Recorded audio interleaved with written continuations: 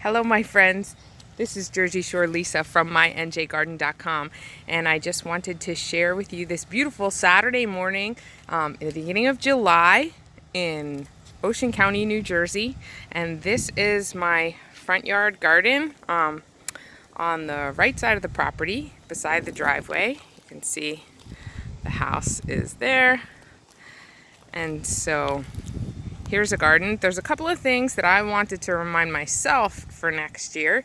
And I wanted to show you because I really enjoy them at this time of year in the garden. Now, the spring flush of greens is almost over with the lettuce starting to bolt. And in this bed, there was a bunch of escarole that's self-seeded. And escarole is really an amazing plant. I really love it to grow in the garden. Pests don't tend to bother it.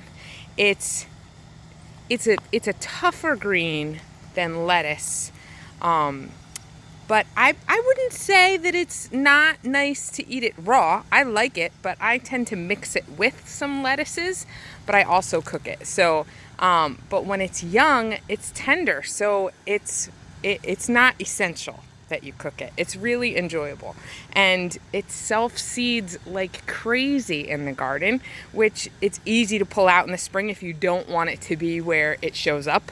But if not, look at this. I didn't plant a single escarole plant in this garden bed this year, but I let it go because I love it. It's very delicious. And once I kind of was all escaroled out, I let it go. And it gets these delightful little, now it's very hot this week in New Jersey. It's going to be about 100 today. So these flowers are not really excited to be opening up right now. They're trying to conserve their energy, the plants. But they almost look like asters. And they have this beautiful lavender color. And the bees love them. There's bees all over them. And at this point, I wouldn't continue to eat the greens. The greens will be pretty bitter. They'll be tougher than they were when they were just forming. Like this one came up later than the others. So you could see that while the plant is in its prime, it's got like a rosette shape, and you can take the outside leaves and it will continue to produce leaves. But then once it bolts, it sends up this flower stalk. And you get these really pretty flowers that the bees totally dig. And so does Jersey Shore Lisa. So that's what I wanted to show you guys, that this is totally appropriate for a front yard garden. I think it is. Maybe some people don't like the way it looks, but I love purple, so it does it for me. This is Malabar spinach that's self-seeded. So that's gonna vine on this beautiful red stem. And these leaves are really lush and filled with water. And at any point in this plant's life, the leaves are totally tender. You can pick off the leaves and eat them out of hand, eat them raw. You can saute them and substitute them. They taste very much like spinach. That's why it's called Malabar spinach, but it is not in the spinach family. It's gonna wanna climb, so I should put some kind of a trellis or fence kind of a system here. It climbs more like a pole bean than like a cucumber. It doesn't have tendrils. The whole vine just kind of twirls around whatever you put up. So the trellis or support system doesn't need to be really, really thin like for cucumbers. It can be more substantial, but you can see that it's kind of self-seeded all over the place. It does make little flowers. And then berries, and the berries have the seed, and when the berries drop, you get more Malabar spinach, and you really need to keep replanting it year after year.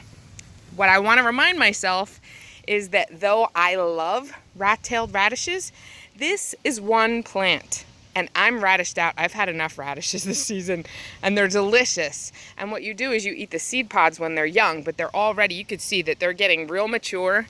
They're gonna dry, kind of like you would save seeds on a kale, or you would save dried beans. I'm gonna do the same with these radishes, but holy moly, they take up a whole lot of space in the bed for just one plant, and I'm kind of waiting for it to peter out so that I can take it out and put something else there.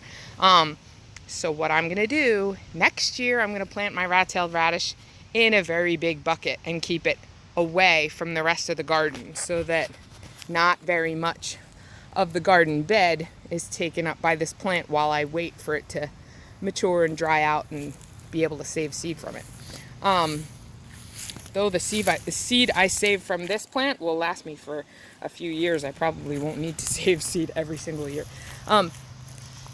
As I said, I'm trying to stay ahead of the heat. It's going to be like 100 degrees today, so this squash is really happy, but you can already see, and I've watered already today, but you can already see that the leaves are getting kind of wilty. I hope it's going to be okay, but this is a patty pan squash. Can you see the little patty pans in there? They are adorable, but they are very little. I didn't kind of expect them to be. I don't know how big they're going to get. But the bees are getting in here and they are pollinating in there. So we'll see how big they get. Right now, they're very small. And those seeds came from Baker's Creek. And it's those are going to be light green squash. It's a patty pan that's offered by Baker's Creek. This right here, I wanted to show you before I end. This is potato mint, and I got it from a seller on eBay, and it's in the mint family, and you can kind of tell that from the way the leaves are shaped and the habit of the plant. But the leaves are almost like a matte color, but they're kind of rough when you feel them. I expect them to be like almost succulent-like. That's what they look like. They're succulent-like, but they're not. They're pretty rough.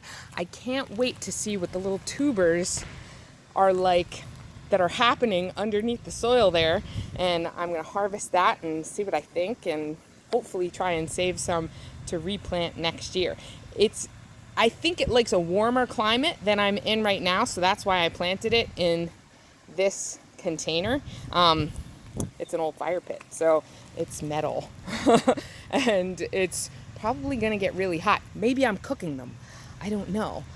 If I can save any for next year, I'll probably put them somewhere else and see how they do. So that's what I wanted to share with you this morning.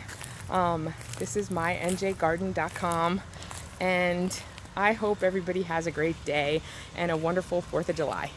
Thanks a lot. Please like the video and subscribe if you haven't already, and you'll be hearing from me soon. Have a great day. Bye-bye.